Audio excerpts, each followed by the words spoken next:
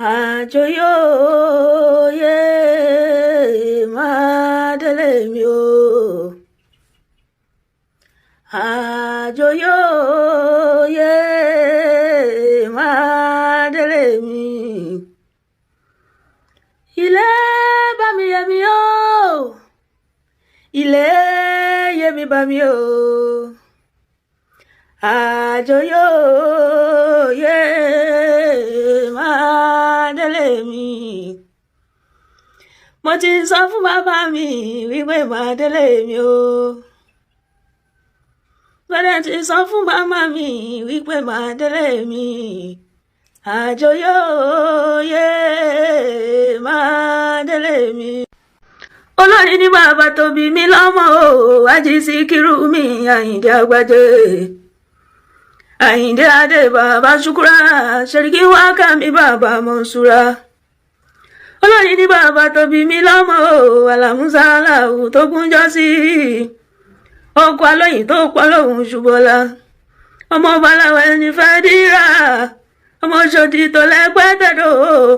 Ọmọ Jàkàúndé Ṣùbọ́lá ìyá mi òde rìn. Tó bá dọjọ́ bínú. Ṣùbọ́lá tó bá dọjọ́ bínú o. Tọkọ bá bínú síyàwó rẹ̀. Ìyá mi òde tó ń jẹ́ Ṣìfáwù. Ọmọ Jàkàúndé Ṣàlàwẹ̀. Ṣòdì tó lẹ́pẹ́ tẹ̀dọ̀ sì máa forin ìbọ̀kọ̀. Alówó rí mi yàrá mu. Ogun ìyá yìí mọ̀ bàjá. Sàláwùdí ni mọ̀ bàjá o. Ọkọ wọn lóde lọpọlọ ṣe gbé tí ẹ̀pọ̀n. Àlàmú foríjì mi tọkọ ni mo ṣe. Tẹ́ bá délé Àyìndé o tẹ́ ò bá Àyìndé nílé. Gúdúgúdú àmọ́ kíyà o. Ìyá lù àmọ́ kan kẹ́kẹ́ o. Sàkàrà máa pé gbogbo ara lé ńkọ́. Àpàlà máa pé sálàáfíà ni o. Òmèlè a máa ró kógókógó o. Ṣẹ̀kẹ̀rẹ̀ a máa ró wẹ́lẹ́wẹ́lẹ́. Alómàṣe ó tẹ́ ò bá Àyìndé nílé. Àlóyìn lóhùn Àyìndé Adédòde ọba orin ni. Àlóyìn lóhùn Àyìndé Adédòde ọba orin ni o. Ẹ̀yin tèmi ṣàlàáfíà lè wà gẹ́gẹ́ bí èmi Àjíà on point by 2 ṣe wà lénìí. Mo lérò pé ẹ gbádùn short clip orin yẹn, orin bàbá wa Àyìndé Barrister. May his soul rest in perfect peace. Kí n tó continue, ẹ jọ̀ọ́, mò ń wá arábìnrin kan torúkọ rẹ̀ ń jẹ́ Modúpẹ́ Tèmítọ́pẹ́ Adébísí, Mama Michael. Ó lọ school St. Andrew College, Ọ̀yọ́ 2004. Lẹ́ẹ̀kan sí, ẹ jọ̀ọ́, gbogbo ẹni tó bá mọ arábìnrin yìí, Modúpẹ́ Tèmítọ́pẹ́ Adébísí, Mama Michael. Ó lọ school St. Andrew College, Ọ̀yọ́ ní 2004. Tẹ́ bá mú ní any information nípa ẹ jọ̀ọ́, ẹ contact mi lórí WhatsApp. Tó bá sì jẹ́ pé ìwọ náà ló ń gbọ́ fídíò mi yìí, contact mi lórí WhatsApp for a bigger message. And that voice, isn't it beautiful? Ẹ wo voice tó jẹ́ pé wọn ò lùlù sí, ó sì dùn létí wa. Ẹ̀yin tèmi, ohun tá a jẹ là ń wá. Ẹ mọ̀ ṣàmífà. Ohun tá a jẹ là ń wá, kọ́lọ́run má jẹ́ a pàdé ohun tó jẹ wá. Gbogbo ohunkóhun tó ò bá ní jẹ́ ká débi ilẹ̀ lérí, kọ́lọ́run ọba ọlọ́jọ́ òní kó gbé wa lékè ẹ̀. Ká má ra kó bá, ká má kó bá yàn, kán mọ́ kó bá wa. Ká mọ́ rìn níjọ́ tẹ́bí bá ń pọ̀nà. Ìjọ́ tí àkóbá bá fẹ́ dúró tó bá ń dúró dè yín ẹ̀yin tèmi. Tán bá ti lọ yín mọ́ àkóbá, ẹ̀ ní jáde níjọ́ náà. Dípò tí àkóbá yẹn ó fi kó yín mọ́ rógà. Ẹ̀yin tèmi, this lady with this beautiful voice, she's about to go down. She's about to go down. Ẹ̀yin tèmi, ẹ máa ní kí ni jẹ́ about to go down. She's about to sink. Ẹni kí ló tún jẹ́ sink? Olóyìnbó mò ń sọ. Ó ti fẹ́ wọlẹ̀. Ilẹ̀ tí mo mì kì í ṣe pé ikú o. Èèyàn tí wọ́n bá ti dá ẹ̀wọ̀n gbére fún, kí ló tí kù? Èèyàn tí wọ́n bá ti dá ẹ̀wọ̀n gbére fún, kí ló tí kù? Pẹ̀lú pẹ̀lú ọ̀rọ̀ àìmọ̀dí. Pẹ̀lú ọ̀rọ̀ àìmọ̀dí. Ohun tó jẹ ló ń wá. Ló fi pàdé nǹkan tó kó sí ọ̀rọ̀ tó wà nílẹ̀. Òun jáde lọ́jọ́ tí ebi ń pọ̀nà. Arábìnrin tẹ́ ń wò yìí, orúkọ rẹ̀ ló ń jẹ́ Àràlọ́lá. Ó jáde níjọ́ tí ebi ń pa ọ̀nà. Ó jáde níjọ́ tí wọ́n ti ró mọ́ rógà wàhálà. Ó rìnrìn àrìnfẹsẹ̀ sí. Ẹ̀yin tèmi, ọ̀rọ̀ náà ó critical. Ẹ̀yin tèmi, nígbà tí mo drop story tí mo ní arábìnrin Ọpẹ́yẹmí tó sọ tá a fi ṣe alẹ́ rẹbẹ níjọ́ yẹn, mẹ́wàá ń ṣẹlẹ̀. Ẹ̀yin mi ẹ pè mí o. Arábìnrin tí nǹkan yẹn ṣẹlẹ̀ sí, she doesn't need your help o. Kò need help yín o, but ẹ̀yin kan pè mí bí ẹni pé ẹ fẹ́ dàbí bàbá látìlẹ́yìn. Eléyìí nísìn ẹ̀yin tèmi, ẹni yìí need help yín. Ẹni yìí need help yín. Eléyìí it is not about dídó, àmọ́ ó súnmọ́. Ó súnmọ́, but she's not directly involved to dídó yẹn. Ẹ pè mí o. Ìgbà tí arábìnrin Mirabe bá tiẹ̀ ti mọ̀ pé irọ́ ni, ẹ wo bẹ́yìn kan ṣe dìde. Kò ní dà ẹ̀yin tèmi kí ẹni yìí kó jì sọ́fìn. Má jẹ́ ó jì sọ́fìn, ẹ dákun. Ẹ̀yin tèmi, mi ò lè lọ láì sọ ìdí ọ̀rọ̀ fún yín. Ó lọ school níwọ̀nba tí ẹgbẹ́ rẹ̀ ń lọ, tí àwọn parent ẹ̀ capable láti ràn lọ. Ó dẹ̀ wò pókè, ìwọ̀nba tó ní yìí, òun lè fi wáṣẹ́. Ó lọ káàkiri kò ríṣẹ́. Níwọ̀nba ni wọ́n ń gba èèyàn ní school kan ní Ìkòròdú. Pé wọ́n ń gba èèyàn ní school kan ní Ìkòròdú torúkọ rẹ̀ ń jẹ́ The Great Casino School. Ló bá tẹ aṣọ létí, ó mú gbogbo pépà rẹ̀ ó gbọ́n. Ló bá wọnú school yẹn lọ, wọ́n bá béèrè pé kí ni qualification? Ló bá sọ fún wọn, bá nókè, àwọn láàyè fún ní nursery session. Ló bá gbaṣẹ́ lọ́wọ́ wọn pẹ̀lú ọkàn kan. Ló bá mọ̀ pé eléyìí ni kò ní jáde. Kò ní jáde. Àmọ́ òun náà ní kò ń tiraka ni. Màmá òun ó sà jẹun, àwọn àbúrò òun ó sà jẹun. Ẹ̀yin tèmi, ló bá gbaṣẹ́ yìí. Wọ́n ń ṣiṣẹ́ yìí lọ. Òun ni wọ́n mú ọmọ kan wá school yẹn.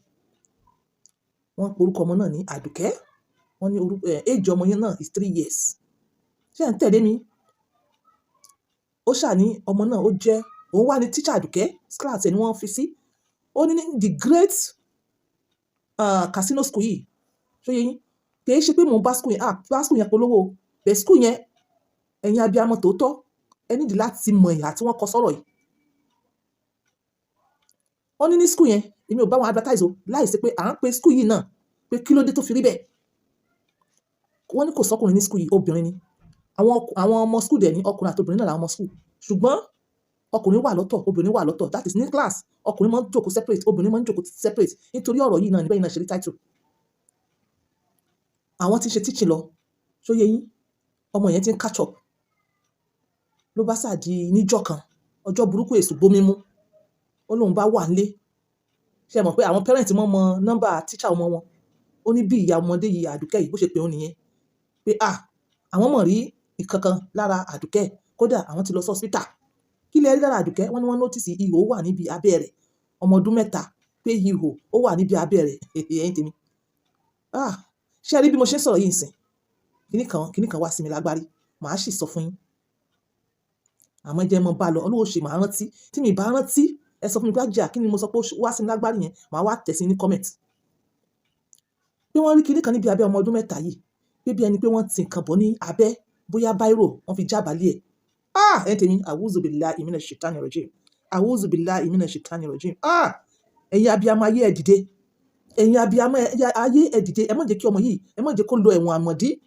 Ẹ má jẹ́ kó lọ ẹ̀wọ̀n àìmọ̀dí. Ọ̀pọ̀lọpọ̀ òbí tí wọn ò mọ bí ara ọmọ wọn ṣe rí. Ọ̀pọ̀lọpọ̀ òbí ló wà, wọn ò mọ bí ara ọmọ ṣe rí. Wọ́n bá ṣàsọ pé wọ́n ti báírò àbí pẹ́ńsù wọ́n ti bọ̀ lábẹ́, pé wọ́n fi já àgbálẹ̀ ẹ̀. Ó ní òun shock. Ó ní bákan náà, ó ní ìmọ̀mọ́ ọmọ yẹn sọ pé àwọn ti lọ sí hospital. Bákan náà, ó ní wọ́n pe HM school yẹn. So early in the morning, nígbà tí òun tají, òun pe HM. Ó ní HM sọ pé òun wà lọ́nà lé àwọn ọmọ yẹn. Wọ́n ní wọ́n dẹ̀ lọ bẹ̀. Ìgbà tí wọ́n wá fi máa lọ bẹ̀, òun náà ó lọ bá wọn níbẹ̀. Wọ́n kọ́kọ́ pàdé bàbá ọmọ yẹn níta. Wọ́n ní bàbá sọ wípé àwọn ò tí gbé ọmọ yẹn lọ sí hospital. Wọ́n wá wọlé, wọ́n wá lọ bá mọ́mì tó sọ wípé àwọn ti gbé ọmọ lọ sí hospital. Bàbá sọ pé àwọn ò tí gbé lọ. Kí ló dé tí ẹ̀yin fi sọ pé ti gbé ọmọ lọ sí hospital? Wọ́n ní kò sọ̀rọ̀. Ó wá bẹ̀rẹ̀ sí ní sunkún. Wọ́n bá wò pé kí ni the next step kí wọ́n lọ sí hospital. But àwọn ọmọ lọ school tó dáwọn ọmọ ìyókù tó wà ní school. Àwọn ọmọ retí èsì. Wọ́n ní àwọn bá padà lọ sí school. Ìgbà tó wà ní school, ó ṣe díẹ̀ là ń bá rí àwọn policeman tí wọ́n wọlé. Wọ́n ṣe wọlé, wọ́n bá pè wọ́n. Wọ́n bá sọ pé ọmọ yẹn ní ìgbà tó máa fi wá ọmọ yẹn lọ́nu wò, àwọn ti lọ sí hospital, general hospital sọ pé wọ́n fi báírò or pencil wọ́n fi jábàálẹ̀ ọmọ yẹn lóòótọ́. Wọ́n wá ní àwọn wá béèrè lọ́wọ́ ọmọ yẹn pé ta ni. Ó ní sọ wípé ọmọ ẹlẹgbẹ́ òun tí ò tó ní size tó ń jẹ́ Tolúwa ni òun ló ti báírò bọ̀ ńlá bẹ́. Wọ́n náà ní ọmọ yẹn sọ ọmọ yẹn ń jẹ́ Àdùkẹ́. Meanwhile, teacher sọ wípé ọmọ yìí kì í ṣe ọmọ tó dọ̀rọ̀, ọmọ tẹ́ máa béèrè ọ̀rọ̀ lọ́wọ́ rẹ̀ tó dẹ̀ máa sọ̀rọ̀ ni. wọ́n ní tó bá wà ní class tó bá sọ pé òun ní kọ̀wé kò sí nǹkan tẹ́ lè ṣe kò ní kọ́ náà ni á dẹ̀ fún yín ní reason bọ́mọ yẹn ṣe wà ní kì í sọmọ tó jẹ́ pé ó dọ̀ tí ò lè sọ̀rọ̀ kì í sọmọ tí ó jẹ́ pé ó ní maybe any defects wọ́n ní àwọn dẹ̀ wá àgbà táwọn ọlọ́pàá wá wọ́n ní kí wọ́n mú ọmọ Tolúwa nìyẹn kí wọ́n mú jáde wọ́n ní wọ́n mú ọmọ yẹn jáde ọmọ yìí kẹ̀ they were shocked wọ́n ní wọ́n bá kó gbọ́ àwọn lọ sí police station wọ́n bẹ̀rẹ̀ sí ní interrogate wọn one after the other ẹ̀yìn tèmi ní rìn lọ́jọ́ tẹ́bi bá ń pọ̀ náà wọ́n bá sọ pé she as a teacher ní Àràlọ́lá ẹ̀yìn tèmi owó tí wọ́n san fún un nígbà yẹn 20,000 ni o àmọ́ lórí ẹjọ́ yìí ó ti ná millions láì tiẹ̀ tí gba owó dé 100,000 ìgbà tó máa rojọ́ lọ wájú tó máa rojọ́ lọ sẹ́yìn tó ń question àwọn ọlọ́pàá pé ẹ bèrè lọ́wọ́ ọmọ yìí dáadáa wọ́n ní ọlọ́pàá ní wọ́n charge náà fún negligence because she's a teacher báwo ló ṣe máa wà ní oní teacher class meanwhile wọ́n ní teacher wọ́n ní nani wọ́n kó nani náà wọ́n kó HM wọ́n kó àwọn kọ̀ọ̀kan àwọn tó wà ní kéèsì tí wọ́n kó di about 7 of them báwo ló ṣe máa wà ní class tí ọmọ máa ní irú problem báyìí wọ́n ní wọ́n mú fún negligence of duty wọ́n dẹ̀ kọ wọ́n ní kò kọ statement wọ́n wò kí ló ń fẹ́ kọ at last ó ṣáà kọ statement being the teacher wọ́n ní wọ́n ọ̀rọ̀ yìí tá à ń sọ yìí 6/2021 wọ́n bá ọ̀rọ̀ lọ wájú wọ́n ní ọmọ yẹn bá sọ wípé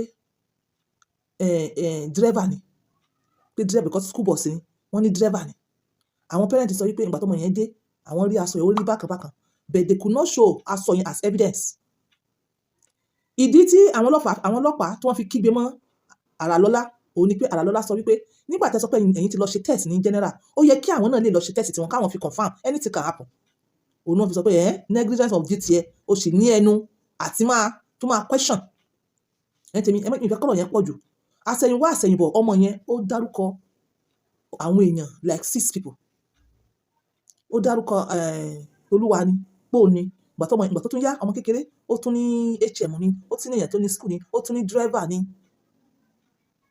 wọ́n ṣe kéèsì yẹn wọ́n lọ up and down at the end of the day ó ní nǹkan wà nílé níjọ́ kan bí àwọn ọlọ́pàá wọ́n ṣe wá mú nìyẹn wọ́n bá sọ wípé ọmọ yẹn sọ wípé òun lòun ti báírò bọ̀ ní abẹ́ wọ́n ṣàn drag kéèsì yẹn nànà meanwhile wọ́n ní lọ́ọ̀yà kan wà involved lọ́ọ̀yà yẹn wọ́n ní popularly known as lawyer Ìyá Gani ọkùnrin ní wọ́n mọ̀ pé ní Ìyá Gani ní Ìkòròdú ń bẹ̀ yẹn school yẹn náà Ìkòròdú náà ló wà gbogbo police station Ìkòròdú they are aware of this case gbogbo police station tó wà ní Ìkòròdú they are aware this case nísìn àti 2021 nínú kéèsì yìí arábìnrin yìí ó lóyún bàjẹ́ nínú kéèsì yìí ó lóyún mi again ó wá bímọ ọmọ yẹn wá wà ní 9 months wọ́n jọjọ tí òun àtọmọ rẹ̀ mọ́lé fún odidi 4 days ọmọ tó mẹ̀ṣẹ̀ ẹ̀yìn tèmi lórí kéèsì yìí báyìí nísìn lọ́ọ̀yà ti wọ́n ti withdraw orúkọ school tó connect kéèsì yìí wọ́n ti withdraw ẹ̀ so nísìn wá dàbí ẹni pé Àràlọ́lá ó defy ọmọ ọdún 3 bẹ́ẹ̀ ló ṣe stand wọ́n wá lọ sí court lẹ́yìn ìgbà tó wá kúrò ní tó wá release tí wọ́n bail out after 4 days ní Kirikiri òun àtọmọ ẹ̀ so yẹ yín wọ́n wá bail ẹ̀ nísìn wọ́n ti dájọ́ yẹn already o yes because kò sí substantial bẹ́ẹ̀ tí ẹ mọ̀ pé tí ọmọbìnrin yóò bá dìde kíákíá níjọ́ kan bí wọ́n ṣe wá gbé níjọ́ yẹn tí wọ́n gbé lọ Kirikiri níjọ́ kan Àràlọ́lá wọ́n wá gbé wọ́n lọ tì mọ́lé orí ọ̀fẹ́ tó rí nísìn tó fi ń sọ̀rọ̀ ká kò ní rí mọ́ and nobody will hear about her tí ọmọ yìí ò fi wá nílò ẹ̀wọ̀n ẹ̀yin ti tèmi òun ni mo fẹ́ kí ẹ̀yin abiyamọ gidi nínú ọlọ́pàá ẹ̀yin abiyamọ gidi nínú amòfin ẹ̀yin lọ́ọ̀yà àsèkó ẹ jọ̀ọ́ bí ọmọbìnrin yìí bí gbogbo tálẹ́ǹtì yóò ṣe ní wọmi fún ọ̀rọ̀ àìmọ̀dí number 1 ọmọ 3 years yìí ìgbà yẹn 3 years ló wà ó nísìn ọmọ yẹn ti máa wọ bí 7 years maybe 7 2021 we are 2026 maybe 8 years bẹ́ẹ̀ nísìn kéèsì yẹn wọ́n fi tie ọmọ yẹn into bondage wọ́n fi tie Àràlọ́lá into bondage because kò sí bó ṣe máa jẹ bó ṣe máa mú tó bá rántí pé òun sì ní kéèsì ní court wọ́n wá ní the next hearing is on the 12th of March ọmọ kékeré ó ní wọ́n defy lòun ó ní ọmọ kékeré ẹgbẹ́ òun defy lòun ọmọ kékeré ẹgbẹ́ rẹ̀ defy ẹ̀ wọ́n kọ́kọ́ fà yẹn lọ for a long time kó tó wá sọ wípé driver kó tó wá sọ wípé HM kó tó wá porúkọ èèyàn kan again kó tó wá porúkọ Àràlọ́lá kí ló wá máa jẹ́ pé Àràlọ́lá lè wá fi sínú ẹgbẹ́ ẹ̀wọ̀n báyìí kí ló wá jẹ́ pé Àràlọ́lá òun nìkan ló wá wà ní school báyìí wọ́n wá withdraw lawyer. The great casino school ní Ìkòròdú, ẹ̀yin ni arábìnrin yìí bá ṣiṣẹ́. Kí ló dé tẹ́ ẹ filẹ̀ nínú ọ̀fìn ayé? Kí ló dé tẹ́ ẹ fi kalẹ̀ nínú ọ̀fìn ayé? Ṣó lè jẹ́ ọmọ yín, the owner of the school àti proprietor school, ṣó lè jẹ́ ọmọ yín ní Àràlọ́lá kẹ́ gbàgbé ẹ̀ sínú kéèsì yìí? Ẹ withdraw lawyer and kéèsì school yín ló ti ṣe kéèsì yìí. Ẹ wá back off, ẹ wá ṣe bẹ́ẹ̀ ni pé you know nothing because ẹ fi pé kò mọ̀ yàn. Ọ̀rọ̀ náà wá kàn yín, the great casino school, ọ̀rọ̀ náà kàn yín. Ṣé tí all your staffs tó bá ní problem bẹ́ẹ̀ ṣe máa àbádọ̀ wọn lélẹ̀? Bẹ́ẹ̀ ṣe máa àbádọ̀ lélẹ̀? A jẹ́ pé ẹsẹ̀ yín ò rinlẹ̀ tó. Wọ́n ní wọ́n confirm lóòótọ́, wọ́n ní is the school registered? Wọ́n ní yes it is registered. Bẹ́ẹ̀ báwo lẹ ṣe máa fi arábìnrin yìí sínú wàhálà kẹ́ wá turn off lawyer náà? Arábìnrin náà ti gba lọ́ọ̀yà oríṣiríṣi, òun ti lọ kóòtù, ẹsẹ̀ ti fẹ́ já. Ẹ̀yin ti tèmi, ọ̀rọ̀ ló délẹ̀. Mo fẹ́ sọ kíní kan. Ṣé ẹ rí nínú ọ̀rọ̀ yìí, àwọn Àràlọ́lá àti school wọn ò ní orí ọ̀fẹ́ láti lọ sí hospital personally pẹ̀lú ọmọ tí nǹkan ṣẹlẹ̀ sí láti confirm bóyá lóòótọ́ àbí irọ́ òun nìkan yẹn ṣẹlẹ̀ sọ́mọ yẹn. Report tí òbí gbé wá òun nìkan ni wọ́n hold as evidence pé yẹn ó ṣẹlẹ̀ bẹ́ẹ̀ sí. Ẹ mọ́ gbàgbé ti Mirabel show wa ní hospital tó lọ bó tiẹ̀ jẹ́ local hospital, ó tún sọ fún wa pé òun mú sniper. At the end of the day irọ́ ni. Ṣó yẹ yín nǹkan tí mo sọ pé nǹkan tí mo rántí tí mo fẹ́ sọ níwájú òun ni pé ṣé àwọn òbí rò pé tí wọ́n bá bí ọmọdé kò kí ní ihò lábẹ́? Ó ṣeé ṣe pé àwọn òbí mi wọn ò tẹ̀ ní orí ọ̀fẹ́ láti ẹ̀ ti ṣí abẹ́ ọmọ wọn wò láti wò bó ṣe ní kékeré. Ọmọdé máa ń ní ihò lábẹ́ kékeré. Ọmọ obìnrin tẹ́ bá bí ó máa ní ihò kékeré lábẹ́. Lèmi wá rò pé ó ṣeé ṣe pé ihò kékeré tó ní lábẹ́ as ọmọdé làwọn rò pé as ọmọdé ó ṣe máa níhò. Maybe perhaps Allah astagfirullah, ó ṣeé ṣe gbogbo orúkọ tọmọ yẹn ń pè, ó ṣeé ṣe bóyá àwọn ni wọ́n ti orúkọ yẹn bọ ọmọ yẹn lẹ́nu ìgbà tí ò wá evidence. Wọ́n ní òkè àwọn òbí ẹ mú wá ẹni wọ́n tọ́ wọn ya aṣọ ọmọ. Ṣé wọ́n lè ya aṣọ ọmọ yẹn láti school kọ́mọ yẹn wọ school bus? Ẹni nígbà tọmọ yẹn sọ̀kalẹ̀ nínú bus aṣọ rẹ̀ wà tán. Kí ni evidence pa aṣọ rẹ̀ wọ́n ya aṣọ rẹ̀? They could not bring it. Okay, èyí tẹ́ ẹ tó tàn kalẹ̀ lẹ̀ síbẹ̀ sì mú wá pé ẹwẹ́ sample wọn ò mú wá. Ẹ̀yin tèmi, adájọ́ ti dájọ́, a sì lè sọ pé adájọ́ o bóyá nǹkan tó ṣe ò dáa. Àmì mi sọ wípé kí ni substantial evidence? Kí ni substantial evidence? Kí ni substantial evidence? Tí wọ́n fi sọ wípé wọ́n fi convict Àràlọ́lá. Kí ni? Ó ṣe wá jẹ́ pé inú gbogbo àwọn tí ọmọ yẹn tó ń dárúkọ fèrè. Ó ṣe wá jẹ́ pé ara orí Àràlọ́lá ló bounce back lé. Àràlọ́lá wasn't there, nobody was there nígbà tọmọ yẹn dárúkọ Àràlọ́lá. Àwọn òbí yẹn wá sọ wípé wọ́n wá sọ fún pólíìsì pé ó ti dárúkọ tíṣà rẹ̀, wọ́n fi wá lọ mú tíṣà rẹ̀. Ẹ̀yin tèmi, ọ̀rọ̀ náà lágbára. Ọ̀rọ̀ yìí ẹ̀ ń wo kékeré ni but ó wà critical because this is somebody's life on the line. Somebody's life is on the line. Somebody's life is on the line. Ẹ jọ̀ọ́, Ọlọ́run má jẹ́ ká àárín fẹsẹ̀ sí. Ọlọ́run má jẹ́ ká àárín fẹsẹ̀ sí. Ẹ dákun, ta ló wà ńbẹ̀ yẹn kó bá wa dá sọ̀rọ̀ yìí? Ẹ bá wa tọpinpin ọ̀rọ̀ yìí. Ẹ má jẹ́ kọ́mọ yìí lọ ẹ̀wọ̀n àìmọ̀dí. Àwọn Túndé Ednut, VDM, gossip mill, immunizers, Davido, governor of Lagos State, governor of Oyo State, gbogbo ẹ̀yin ìlú mọ̀ kálápapọ̀ Ibrahim Chata pé kò kàn yín. Ẹ jọ̀ọ́, ẹ má jẹ́ kí talent ọmọ yìí ẹ má jẹ́ kó wọ́ mi. Ẹ jọ̀ọ́, ọ̀rọ̀ mi ò jù báyìí lọ lénìí. Ẹ jọ̀ọ́, ẹ bá wa dá sọ̀rọ̀ yìí. 12th of March, ẹ má jẹ́ kí wọ́n dájọ́ ẹ̀wọ̀n gbére fún pátápátá. Kó jẹ́ wípé a kàn wà nínú lẹ́jọ́ kan, wọ́n á kàn lọ jù sí kirikiri, ó bá tán. Ọ̀pọ̀lọpọ̀ wà ní kirikiri yẹn. Tó jẹ́ wípé this is how it happened. Tó bá jẹ́ pé Mirabel ó ti ní èèyàn kan ni Ọlọ́run ló mọ bí èèyàn bá wà báyìí. Ọ̀rọ̀ mi ò jù báyìí lọ léde o. Bye for now. Ajia on point by 2. Always using my words to help others. Bye for now. Ọlọ́run ni ó ṣe ìyanu, mo mọ̀ pé yóò ṣe ìyanu. Bí ó ti ṣe lèmi ò mọ̀, mo mọ̀ pé yóò ṣe ìyanu.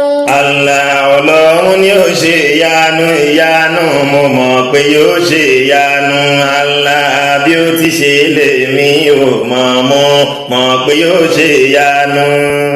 Olúwa ló ń ṣe ìyanu, mo bẹ̀bẹ̀ fún ìyanu.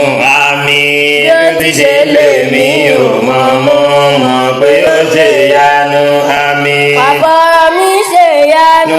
Àmín. lójú ọ̀tá lóní pín àmín. bí ó ti ṣe lèmi ò mọ̀ pé yóò ṣe ìyanu Allah wá fọ̀rọ̀ mi ṣe ìyanu Allah lójú ọ̀tá lóní pín lẹ́ẹ̀kan sí afọ̀rọ̀ mi ṣe ìyanu Allah lójú ọ̀tá lóní pín Allah bí ó ti ṣe lèmi ò mọ̀ pé yóò ṣe ìyanu Allah.